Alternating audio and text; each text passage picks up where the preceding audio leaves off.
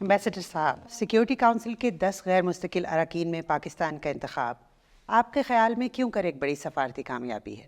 پاکستان کو جس طرح سے سپورٹ ملی ہے اس میں صرف 3 ووٹ نہیں پڑے ہمیں، جو 185 ووٹس میں سے ہمیں 182 ملے ہیں، تو اس سے اندازہ ہوتا ہے کہ ایک وائڈ اور اوور ویلمنگ سپورٹ ہے پاکستان کے لیے. اس سے ہمیں ایک کانفیڈنس آنا چاہیے اپنی اسٹیچر میں اور ہماری قوت میں. پاکستان اس رکنیت کو عالمی مسائل کے حل کے لیے کیسے استعمال کرے گا اور ترجیحات کیا ہوں گی آپ لوگوں کی؟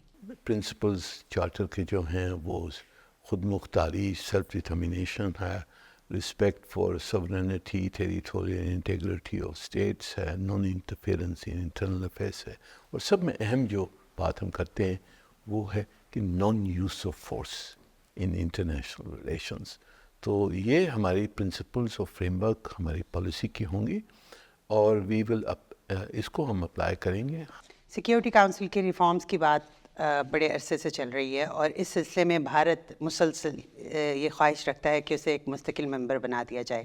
دیگر اسٹیٹس کی طرف سے بھارت کی اس خواہش کو کیسے دیکھا جاتا ہے؟ ہماری جو اپروچ ہے، اور ہم ایک گروپ ہم نے بنایا ہے، اس کو کہلاتے ہیں یونائٹنگ فار کنسنسس گروپ. سلامتی کونسل کی کمزوری یہ ہے کہ اس میں ایڈیکویٹ ریپرزنٹیشن نہیں ہے. 193 ممبر اسٹیٹس ہیں. سلامتی کونسل میں اس وقت صرف 10 الیکٹڈ ممبرس ہوتے ہیں.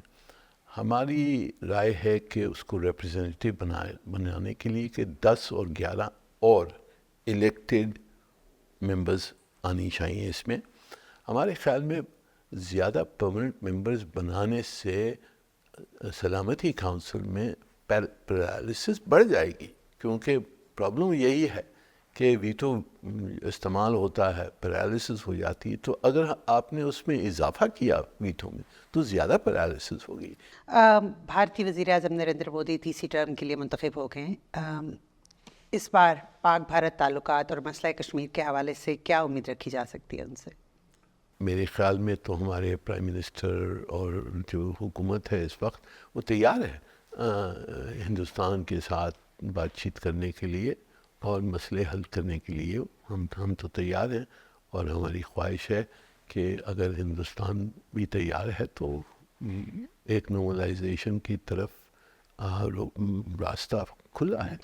پاکستان کی موجودہ صورتحال میں انسانی حقوق اور میڈیا کی آزادی کے متعلق جو خبریں آ رہی ہیں، یہ آپ کی عالمی فورمز پہ پوزیشن کو کیسے متاثر کرتی ہیں؟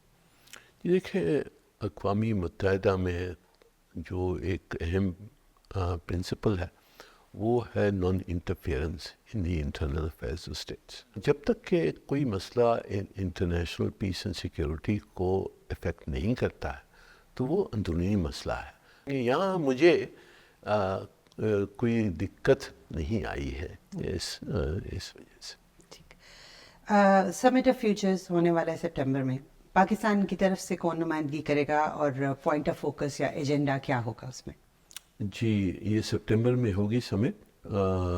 اس میں انشاءاللہ ہمارے پرائم منسٹر صاحب خود شرکت کریں گے، اور اس میں جو سب میں بڑے مسئلے ہمارے لیے جو ترقی پسند ملک ڈیولپنگ کنٹریز ہیں، ہمارے لیے جو مسئلہ ہے، پہلی چیز کہ ایک جو کمٹمنٹ ہے سسٹینیبل ڈیولپمنٹ گولز کی، جو فائنینشیل کمٹمنٹس کی ہوئی ہیں، وہ اس میں اضافہ ہونا چاہیے. کیونکہ ابھی اس وقت کو 100 ایک ملک ہیں جو لیکویڈیٹی کرائسس فیس کر رہے ہیں، ڈیٹ پرابلمس فیس کر رہے ہیں. تو اس کو ریزالو کرنے کے لیے ہم نے ترکیبیں پرپوزلس دی ہیں، اور وہ ہم چاہتے ہیں کہ وہ مان جائیں وہ کمٹمنٹ اور وہ امپلیمنٹ ہو جائیں.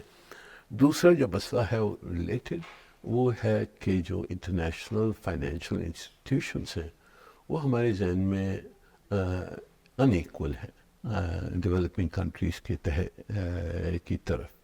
تو ہم چاہتے ہیں اس میں بھی زیادہ ایک ڈیموکریسی اور ایکوالٹی ہونی چاہیے, اور اس میں ریفارمز کی ہم نے جو پروپوزلس دیے اس کے تحت ہم چاہتے ہیں کہ وہ ریفارمز بھی مانے جائیں. دس از آر ہوپ. پاکستانی افواج کا یو این کے پیس کیپنگ مشنز میں بہت اہم کردار رہا ہے اور ایک عرصے تک بڑا مانا جاتا رہا ہے پاکستانی افواج کی شمولیت کو اس میں. ابھی بھی کیا پاکستان کی وہی پوزیشن ہے یو این کے پیس کیپنگ مشنز کے حوالے سے؟ جی, ابھی اس وقت بھی ہمارے کوئی 4,000 پیس کیپرس ہیں یونائٹڈ نیشنز میں.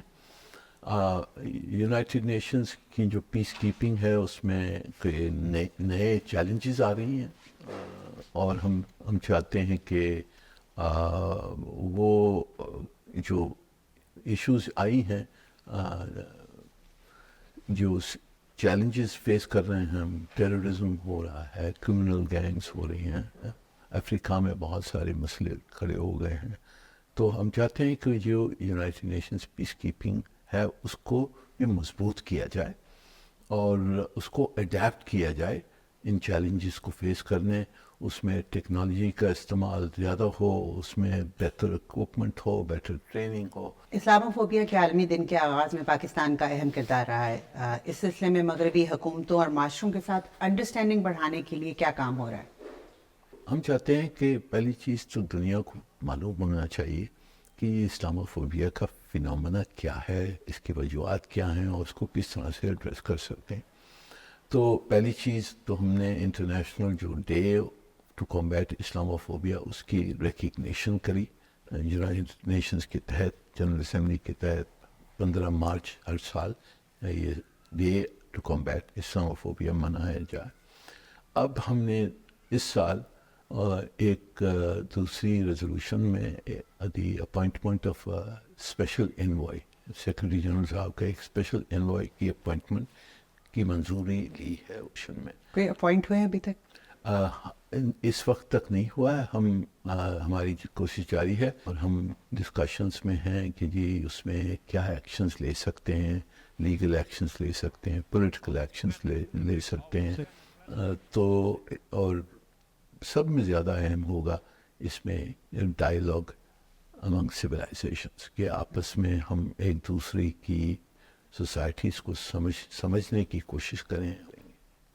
امبیسڈر صاحب آپ کا بہت بہت شکریہ. بہت شکریہ آپ کا. جی.